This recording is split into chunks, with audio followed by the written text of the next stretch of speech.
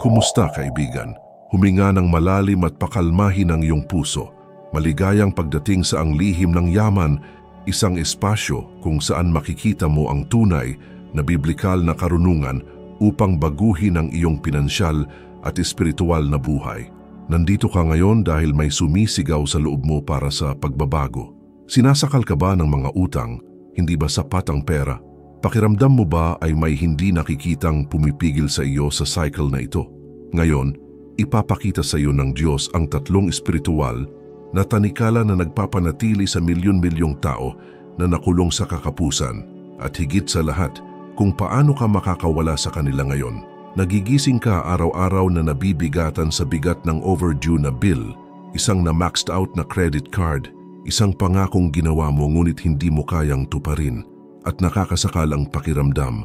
Sinusubukan mong maging responsable, subukang mag-ipon, subukang kontrolin ang iyong paggastos.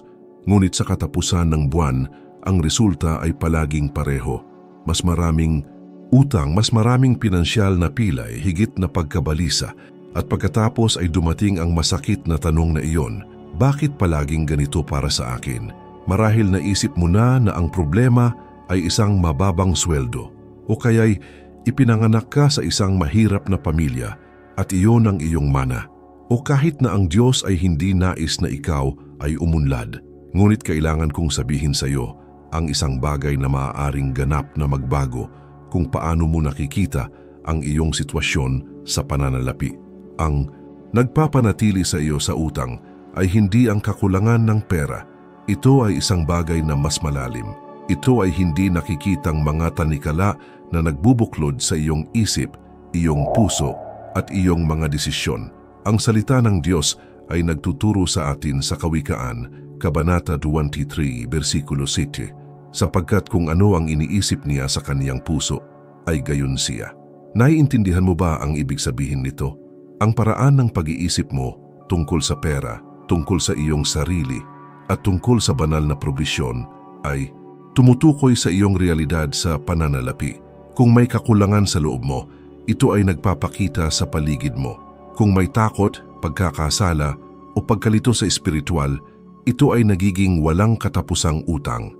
Ngayon, nais ng Diyos na palayain ka, hindi sa pamamagitan ng magic formula, hindi sa pamamagitan ng imperminutong panalangin na magpapabagsak ng pera mula sa langit, ngunit sa pamamagitan ng katotohanan.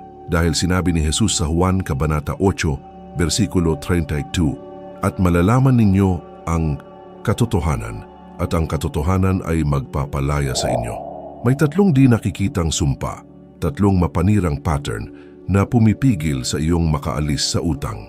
At kapag nakilala mo sila at lumaya mula sa kanila sa pamamagitan ng karunungan sa Biblia at praktikal na mga aksyon, ang iyong buhay sa pananalapi ay magsisimulang magbago.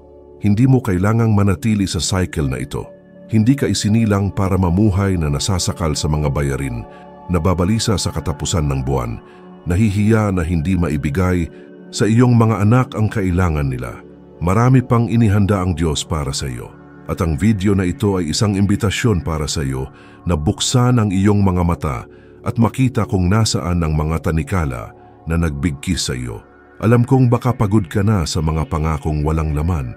Alam kong maaring napanood mo na ang iba pang mga video na nalangin at sinubukang magbago.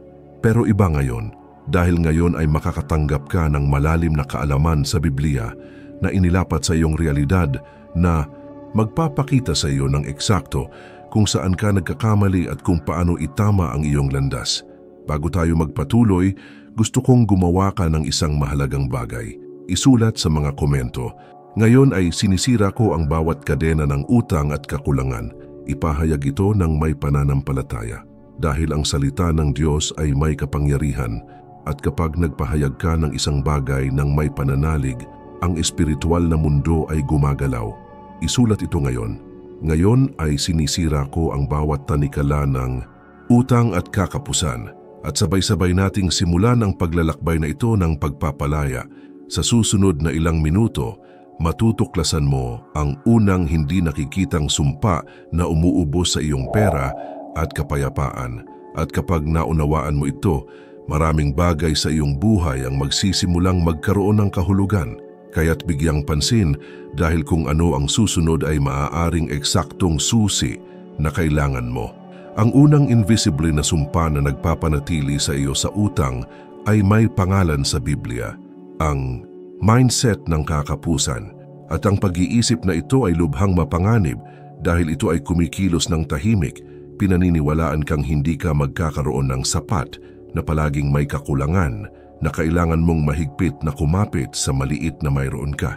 Napansin mo na ba kung paano ang ilang mga tao, kahit na maliit ang kita, ay namamahala upang ayusin ang kanilang mga pananalapi at mamuhay ng mapayapa?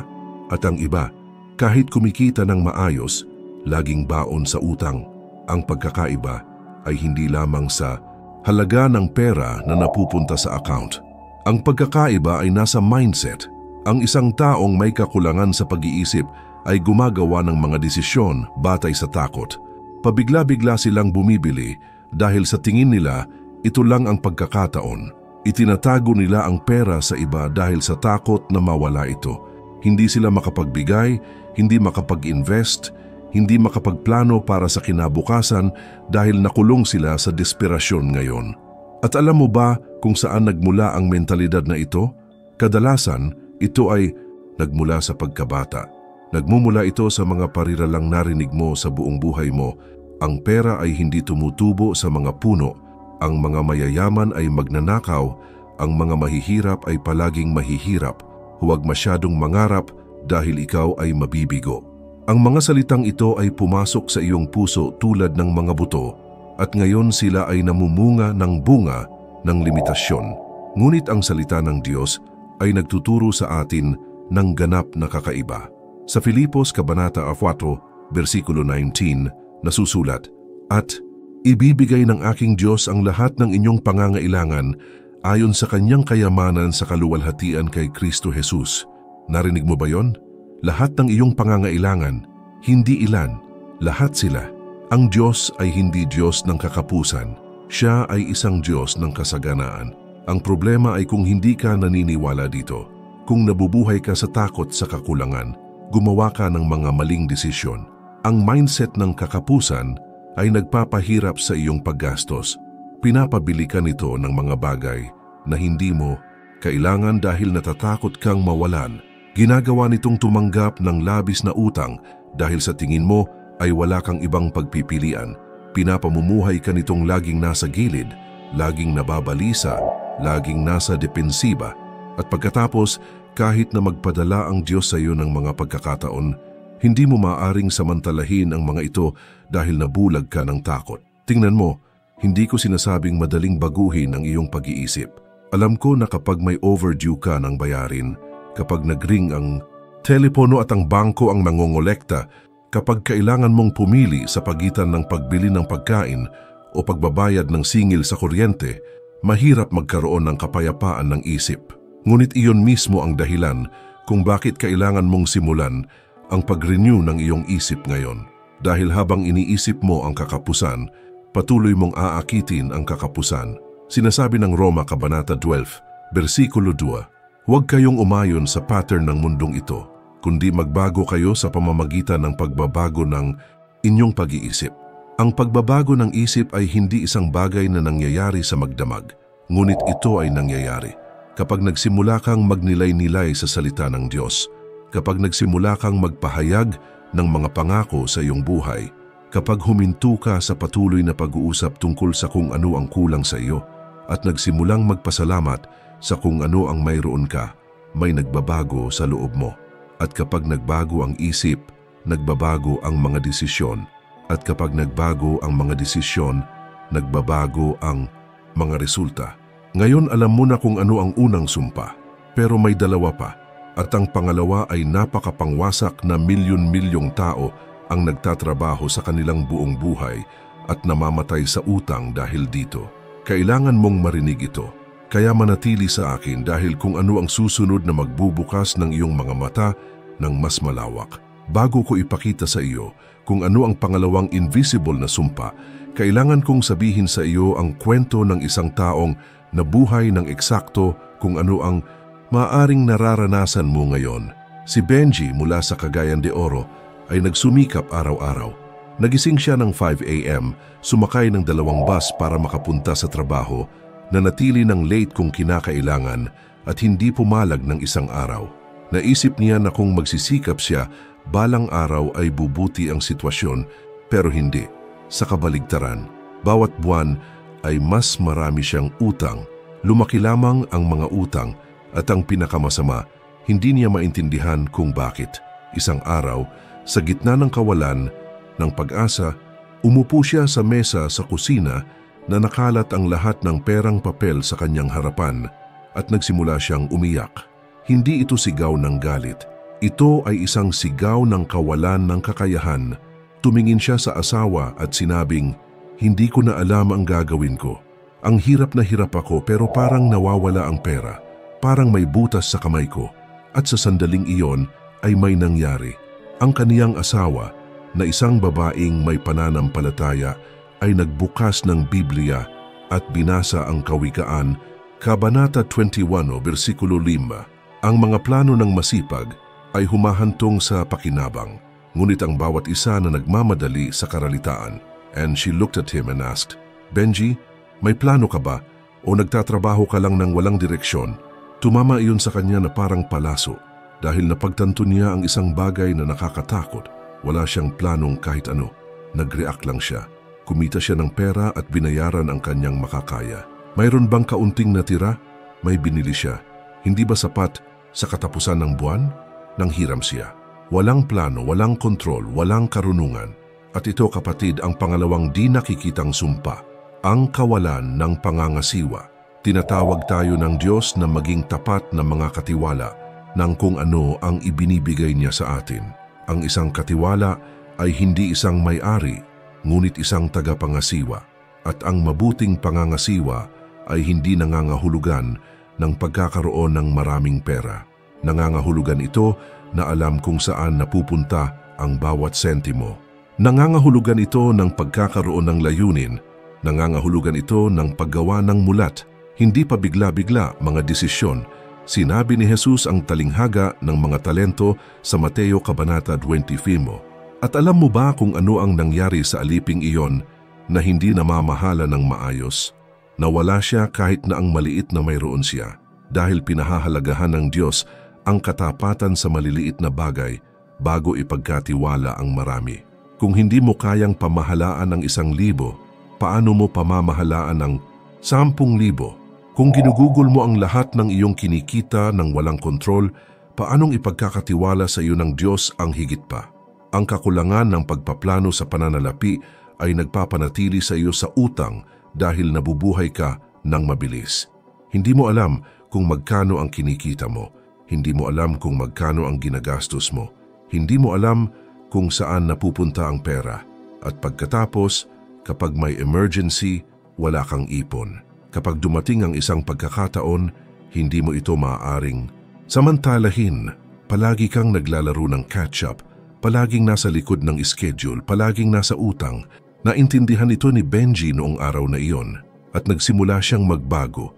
Hindi dahil kumita siya ng mas maraming pera, kundi dahil nagsimula siyang pamahalaan ng matalino kung ano ang mayroon siya.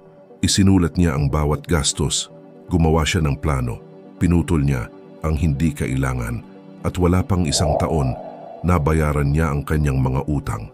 Hindi sa pamamagitan ng isang instant himala, ngunit sa pamamagitan ng pagsunod sa mga prinsipyo ng Diyos. Dati magpatuloy, hayaan may importante akong itatanong sa iyo. Handa ka na ba talagang magbago? Dahil maraming tao ang nanonood, sumasang-ayon, kahit na nararamdaman ang emosyon, ngunit hindi gumagawa ng desisyon na kumilos. At kaya nananatili silang nakulong sa parehong cycle. Sa isip ng mga taong katulad mo, mga taong gustong tunay na pagbabago, gumawa ako ng makapangyarihang tool na tinatawag na ibahin ang iyong mindset at mabilis na paramihin ang iyong pananalapi. Ang gabay na ito ay hindi walang laman na teorya.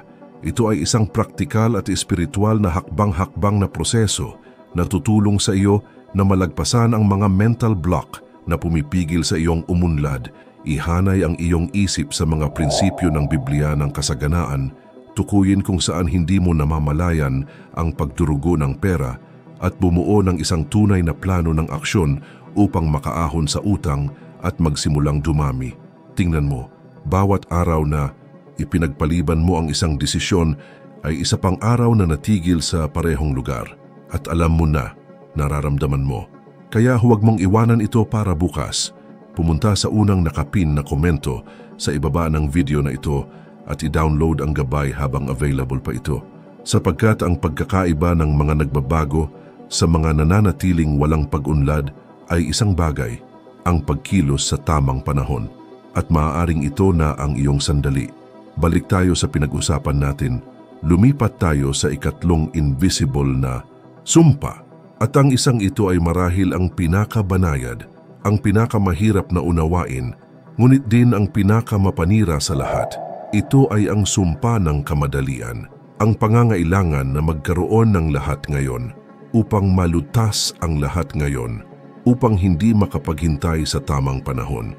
Nabubuhay tayo sa panahon kung saan mabilis ang lahat. Mabilis na pagkain, mabilis na paghahatid, mabilis na tugon, at nakontamina nito ang paraan ng paghawak namin ng pera. May gusto ka at hindi makapaghintay na makaipon ng pera. Kaya bilhin mo ito ng hulugan. Ginagamit mo ang iyong credit card. Kumuha ka ng pautang at hindi mo namamalayan, nagbabayad ka ngayon para sa gusto mo kahapon at pinipigilan ka nitong magtayo bukas. Ang pagnanais para sa agarang kasiyahan ay ginagawa mong ipagpalit ang kapayapaan sa hinaharap para sa agarang kasiyahan. At tinatawag ito ng Biblia na kawalan ng pagtitimpi.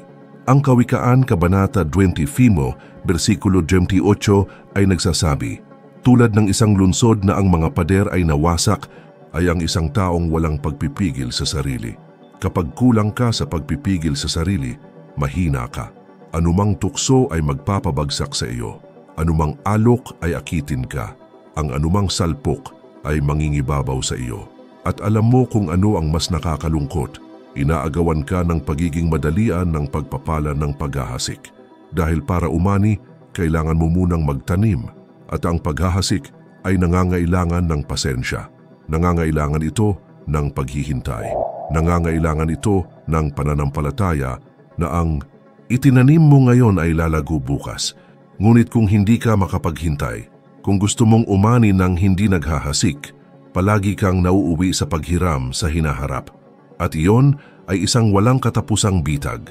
Pag-isipan ito, kapag bumili ka ng isang bagay sa loob ng 12 installment, mahalagang ibinibigay mo ang iyong susunod na 12 buwang sweldo bago mo ito matanggap. Nagtatrabaho ka para bayaran ang nakaraan, hindi para buuin ang hinaharap. At habang nabubuhay ka sa cycle na ito, anumang emerhensya ay naghahatid sa iyo sa kawalan ng pag-asa dahil wala kang pahinga. Wala kang silid sa paghinga, palagi kang nasusuka. Ang solusyon sa agarang kasiyahan ay ang pagbuo ng pangmatagalang pananaw. Ito ay tungkol sa pag-aaral na antalahin ang kasiyahan.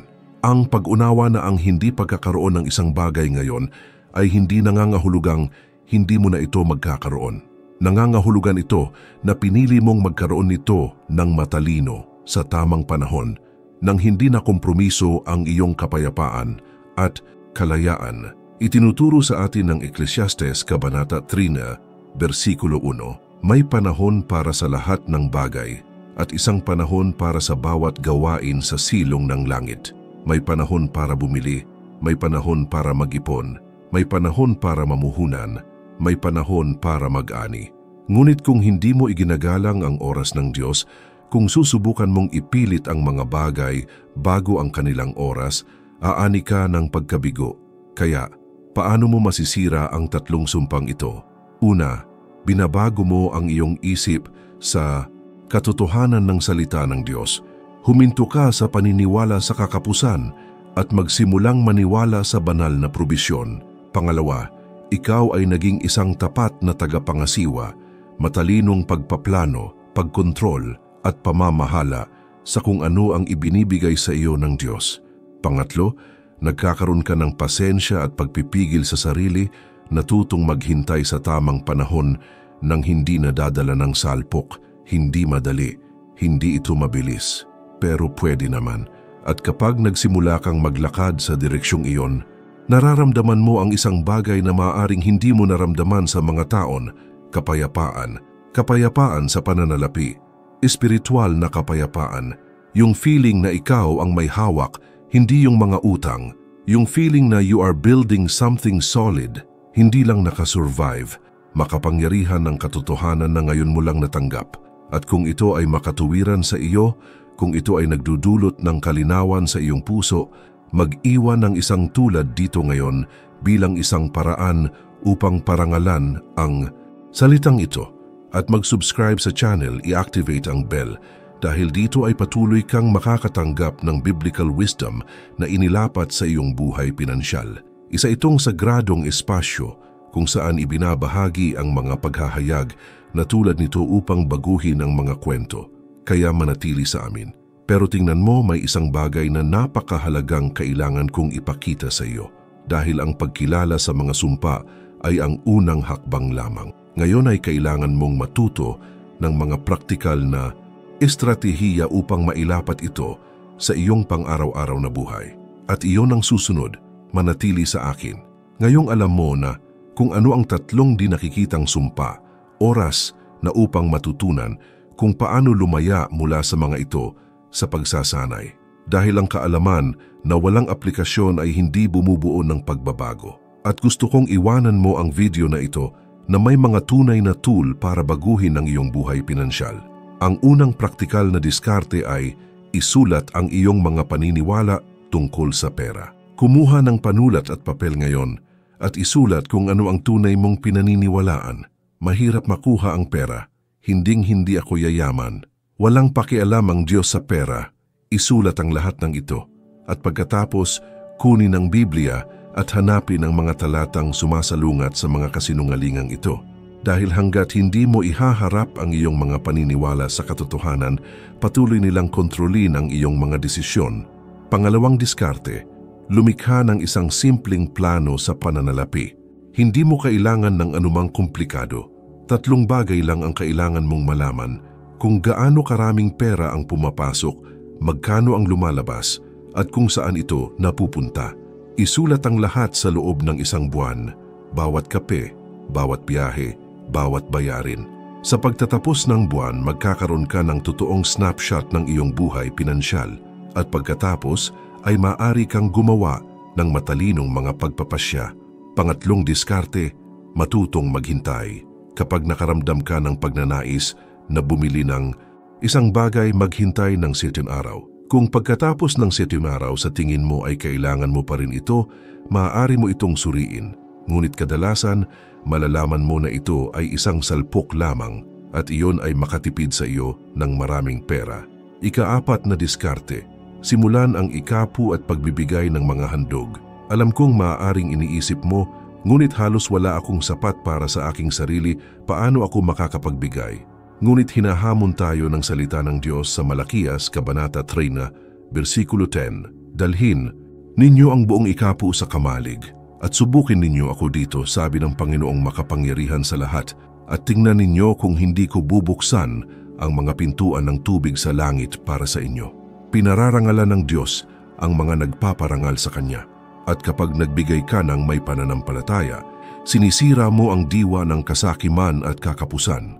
Gusto kong maunawaan mo na ang mga estratehiyang ito ay gagana lamang kung ilalapat mo ang mga ito ng may pananampalataya at disiplina. Walang mga shortcut, walang magic formula.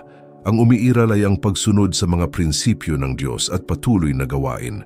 May isang bagay na kailangan kong sabihin sa iyo na nakalimutan ng maraming tao kapag pinag-uusapan ang tungkol sa kasaganaan.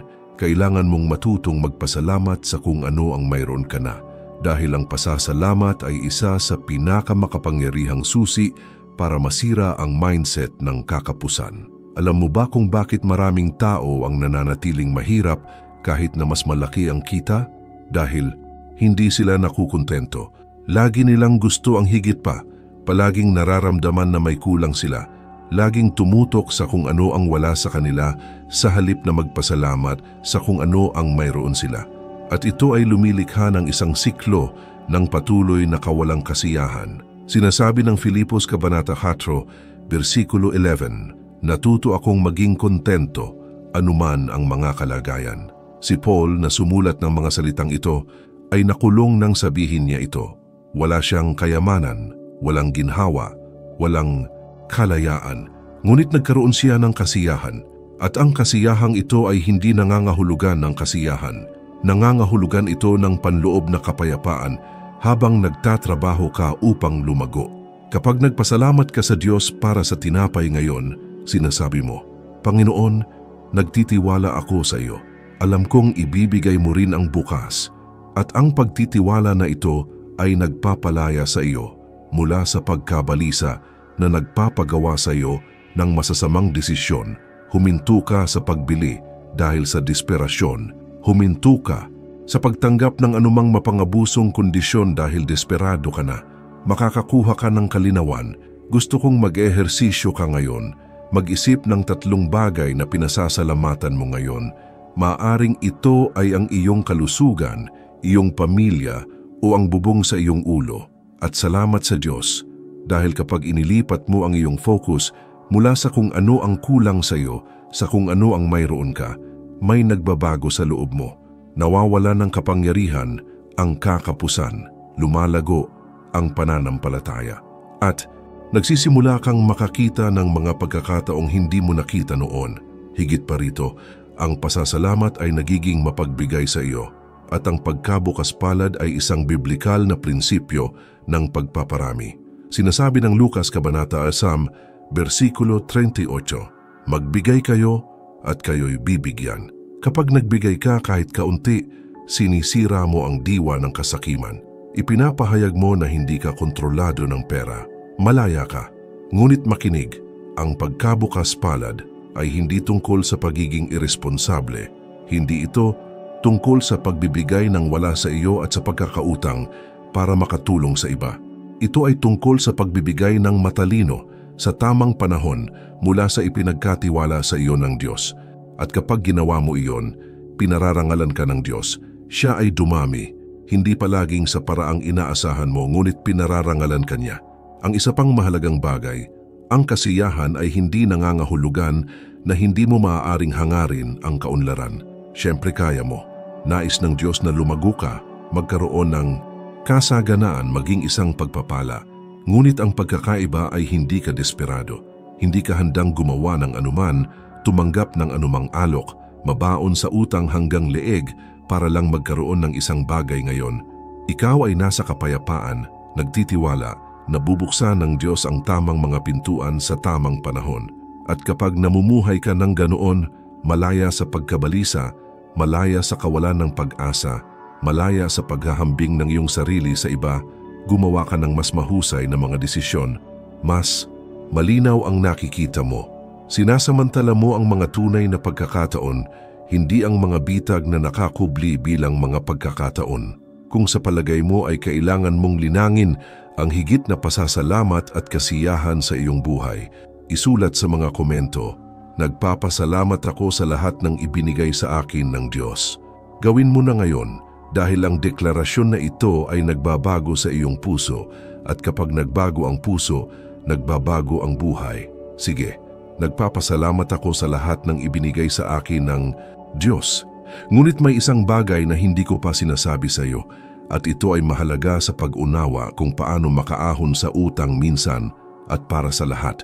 Ito ay tungkol sa kapangyarihan ng madiskarteng pagtatanim ng binhi at ito ay maaaring ganap na baguhin ang iyong pananaw sa pera. Manatili sa akin. Isa sa mga bagay na higit na tumatak sa akin tungkol sa Biblia ay kung paano ginagamit ng Diyos ang larawan ng paghahasik upang pag-usapan ang tungkol sa kaunlaran at hindi ito nagkataon. Dahil ang paghahasik ay nangangailangan ng pananampalataya, ito ay nangangailangan ng pasensya, ito ay nangangailangan ng isang pangitain para sa hinaharap. At ito ang parehong mga katangian na kailangan mo upang makaalis sa utang at bumuo ng tunay na kayamanan. Ang Galatia Kabanata 6, versikulo 7 ay nagsasabi, huwag kayong padaya. Ang Diyos ay hindi mabibigo. Inaani ng tao ang kanyang itinanim. Nangangahulugan ito na hindi ka maaaring magtanim ng mali at umasa na mag-aani ng tama. Kung maghahasik ka ng utang, mas maraming utang ang aanihin mo. Kung maghahasik ka ng disorganisasyon, aani ka ng kaguluhan sa pananalapi. Ngunit kung maghahasik ka ng karunungan, disiplina at pananampalataya, mag-aani ka ng kasaganaan. Ngunit ang tanong ay, saan ka naghahasik? Dahil maraming tao ang nagtatapon ng mga buto sa masamang lupa. Gumagastos sila ng pera sa mga bagay na hindi nagdudulot ng kita, sa mga bagay na hindi nakakagawa ng kahit ano, sa mga bagay na nakakaubos lang ng enerhiya. At pagkatapos, kahit nagsusumikap, walang lumalaki. Ang madiskarteng paghahasik ay nangangahulugan ng pamumuhunan ng iyong pera, iyong oras at iyong lakas sa kung ano ang magbubunga. Maaaring ito ay edukasyon, maaaring ito ay isang maliit na negosyo, maaaring ito ay pamumuhunan sa pananalapi, maaaring ito ay gawa ng Diyos. Ngunit ito ay isang bagay na dumarami, hindi isang bagay na nawawala. At narito ang isang makapangyarihang prinsipyo, ang maliliit na buto ay nagbubunga ng mahusay na ani. Hindi mo kailangan ng marami para magsimula. Kailangan mo ng consistency. Nagsalita si Jesus tungkol sa buto ng mustasa na pinakamaliit sa mga buto, ngunit nagiging pinakamalaki sa mga puno. Kaya't huwag gamitin ang dahilan na mayroon kang maliit. Magsimula sa maliit, maging tapat sa maliit, at ang Diyos ay magpaparami. Isa pang bagay, igalang ang panahon ng pag-aani.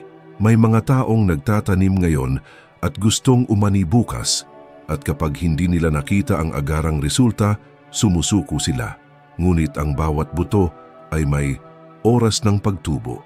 Wala kang nakikitang nangyayari sa ibabaw, ngunit sa ilalim ng lupa lumalaki ang ugat. At pagdating ng panahon, lilitaw ang bunga. Kaya huwag kang susuko. Ituloy ang paghahasik, panatilihin ang pagiging tapat, patuloy na magtiwala. At marami pa, pangalagaan ang iyong mga binhi. Walang silbi ang pagtatanim at pagkatapos ay iiwanan. Kailangan mong diligan, protektahan at alagaan sila. Sa buhay pinansyal, nangangahulugan ito ng patuloy na pag-aaral, patuloy na pagpaplano, patuloy na pagsasaayos. Hindi ito tungkol sa pagtatanim at paglimot. Ito ay tungkol sa pagtatanim at pag-aalaga. At ang huli, ngunit hindi bababasa, maghasik din ng mga binhi sa buhay ng iba. Tulungan ang mga nangangailangan, ituro ang iyong natututuhan, maging bukas palad sa iyong kaalaman, iyong oras at iyong mga mapagkukunan. Dahil kapag naghasik ka ng mga pagpapala sa buhay ng isang tao, nagbubukas ka ng mga pintuan sa espiritual na mundo at pinangangalagaan ng Diyos ang mga nangangalaga sa iba. Ang mensaheng natanggap mo ngayon ay napakalakas para itago sa iyong sarili. Ang isang taong kilala mo ay nahihirapan sa utang na nakulong sa siklo ng kakulangan na ito at kailangang marinig ito. Pinili kang tanggapin ang paghahayag na ito at ngayon ay may responsibilidad kang ibahagi ito. Kaya i-click ang button na ibahagi ngayon at ipadala ang video na ito sa taong nangangailangan nito. Maaari kang maging instrumento na ginagamit ng Diyos para baguhin ang buhay ng isang tao. Ibahagi ito ngayon. Gusto kong tapusin ang pagtuturong ito sa pamamagitan ng pag-uusap tungkol sa isang bagay na marahil ang pinakamahalaga sa lahat, ang kalooban ng Diyos para sa iyong buhay pinansyal. Dahil sa huli, hindi mahalaga kung nasa iyo ang lahat ng pera sa mundo, kung hindi mo isinasabuhay ang layunin kung bakit ka nilikha ng Diyos. Maraming tao ang nag-iisip na ang kaunlaran ay pagkakaroon lamang ng pera sa bangko. Pero hindi pala. Ang tunay na kaunlaran ay pagkakaroon ng kapayapaan, pagkakaroon ng layunin, pagkakaroon ng kalayaang gawin ang kalooban ng Diyos nang hindi nababalot ng utang. Ito ay ang kakayahang maglingkod, magbigay, mamuhay ng may dignidad at parangalan ang pangalan ng Panginoon sa pamamagitan ng iyong buhay pinansyal. Ang ikatlong liham ni Juan versikulo 2 ay nagsasabi, "Minamahal, idinadalangin ko na ikaw ay guminhawa sa lahat ng mga bagay at nasa kalusugan, gaya ng pag-unlad ng iyong kaluluwa. Nais ng Diyos na umunlad ka. Gusto niyang mamuhay ka ng maayos. Ngunit ang unang hakbang ay ang kalusugan ng iyong kaluluwa. Dahil kung ang iyong kaluluwa ay may sakit, puno ng takot, pagkakasala at kasakiman, ang pera ay hindi magdadala sa iyo ng kapayapaan. Magdadala lamang ito ng mas maraming problema. Kaya, bago ka maghabol ng mas maraming pera, alagaan mo ang iyong kaluluwa. Pagalingin mo ang iyong mga sugat. Patawarin mo ang mga nanakit sa iyo.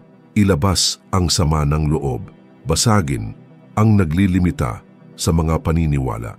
Dahil kapag ang iyong kaluluwa ay maayos, ang kaunlaran ay dumadaloy sa malusog na paraan. At unawain mo ito.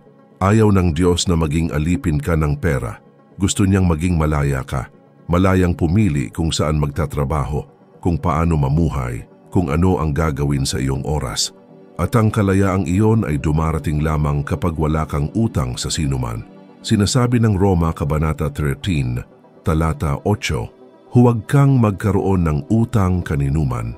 Hindi ito nangangahulugan na hindi ka na kailanman makakapag-loan o financing. Nangangahulugan, ito na hindi ka mabubuhay na nakadepende sa utang, na nakulong nito. Kapag pinalaya mo ang iyong sarili mula sa utang, pinalaya mo ang iyong sarili mula sa labis. Hindi mo na kailangan pang tumanggap ng kahit anong trabaho dahil desperado ka na. Hindi mo na kailangang mabuhay sa pagkabalisa tungkol sa kung paano mo babayaran ang mga bayarin. Makahinga ka, maari kang mangarap, malinaw mong maririnig ang tinig ng Diyos.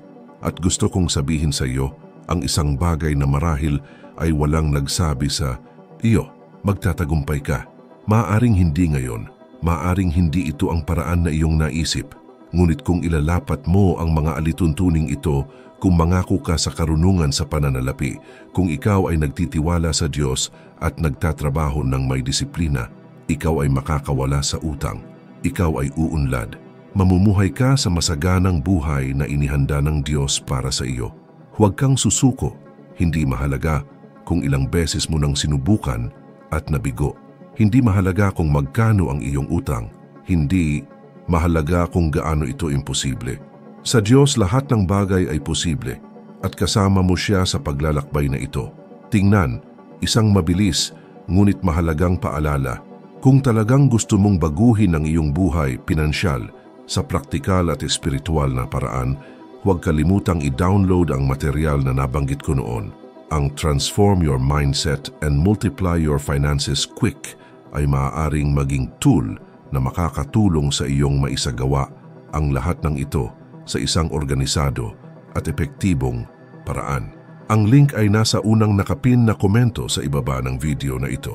Marami na ang nag-a-apply nito at nakikita ang mga totoong resulta. Huwag palampasin ang pagkakataong ito. Kapatid, narating na natin ang dulo ng video na ito, ngunit ang simula ng iyong pagbabago ay nagsisimula pa lamang. Ngayon ay nakatanggap ka ng makapangyarihang mga katotohanan mula sa salita ng Diyos. Natuklasan mo ang tatlong dinakikitang sumpa na nagpapanatili sa milyon-milyong tao sa utang, isang kakapusan na pag-iisip, isang kakulangan ng pangangasiwa, at isang pangangailangan para sa agarang kasiyahan. At higit pa riyan, nakatanggap ka ng mga praktikal na estratehiya para makawala sa kanila. Ngunit ngayon ay dumating ang pinakamahalagang bahagi, ang desisyon. Dahil ang kaalaman na walang aksyon ay impormasyon lamang at walang pagbabago ang impormasyon ng walang pagbabago. Kaya hinahamon kita ngayon sa sandaling ito, magpasya na hindi ka na mabubuhay na nakulong sa utang. Magpasya na ikaw ang magkokontrol sa iyong buhay pinansyal. Magpasya na ilalapat mo ang mga alituntuning ito kahit na mahirap, kahit na nangangailangan ng oras, kahit na nangangailangan ito ng sakripisyo. Ginawa na ng Diyos ang kanyang bahagi. Binigyan kanya ng karunungan, ibinigay niya sa iyo ang salita. Binigyan kanya ng walang hanggang mga prinsipyong gumagana. Ngayon ay iyong pagkakataon na gawin ang iyong bahagi. At naniniwala ako sa iyo. Naniniwala akong kaya mo. Naniniwala ako na sa isang taon, babalikan mo at makikita mo kung gaano kalaki ang iyong paglaki. At tandaan, hindi ka nag-iisa sa paglalakbay na ito. Kasama mo ang Diyos at ang komunidad na ito ay kasama mo. Kaya ipahayag ito dito sa mga komento. Pinipili ko ngayon na mamuhay ng walang utang at umunlad sa kalooban ng Diyos. Isulat ito ngayon dahil may kapangyarihan ang deklarasyon na ito. At kapag nagpahayag ka ng isang bagay ng may pananampalataya, isinaaktibo mo ang espiritual na mundo upang gumana sa iyong pabor. Mag-iwan ng like dito bilang isang paraan ng pasasalamat sa amin para sa salita na iyong natanggap. At mag-subscribe sa channel, i-activate ang notification bell dahil dito ay patuloy kang makakatanggap ng malalim na mga turo sa Biblia na tutulong sa iyong umunlad sa lahat ng lugar ng iyong buhay. Ito ay isang lugar kung saan ibinabahagi ang mga katotohanang nagbabago at kailangan mong maging bahagi ng pamilyang ito ng pananampalataya. At ngayon, may isang bagay na kailangan mong maunawaan minsan at para sa lahat. Alam mo ba kung bakit pinapalaya mo ang iyong sarili sa utang? Alam mo ba kung bakit ka natutong umunlad? Dahil hindi ka basta-basta. Ikaw ay tagapagmana ng Diyos. Oo, tama ang narinig mo. Itinadhana kang yumaman ng may layunin. Hindi ito kayabangan, hindi ito ambisyon. Ito ay katotohanan sa Biblia, nakakaunti ang tunay na nakakaunawa. Sa susunod na video na lumalabas sa iyong screen ngayon, matutuklasan mo kung ano ang ibig sabihin ng pagiging tagapagmana ng Diyos at kung paano ang kinin ng pagkakakilanlan na iyon naganap na magbabago sa paraan ng pagtingin mo sa iyong sarili at sa iyong pinansyal na hinaharap. Ito ay hindi lamang isa pang video. Ito ay isang paghahayag tungkol sa kung sino ka talaga sa mata ng Diyos. At kapag naintindihan mo yon, magbabago ang lahat. Huwag ipagpaliban, mag-click sa video na ito ngayon dahil naabot mo na ito, hindi ito nagkataon. Inihahanda ka ng Diyos para sa isang bagay na mas dakila at ang paghahayag na ito ay maaaring maging eksakto kung ano ang nagbubukas ng iyong kaunlaran minsan at magpakailanman. I-click ngayon. Ipagpatuloy ang paglalakbay na ito kasama ko. Ang pinakamagandang bahagi ay darating pa. Pagpalain ka nawa ng Diyos, pagpalain ka at ingatan ka.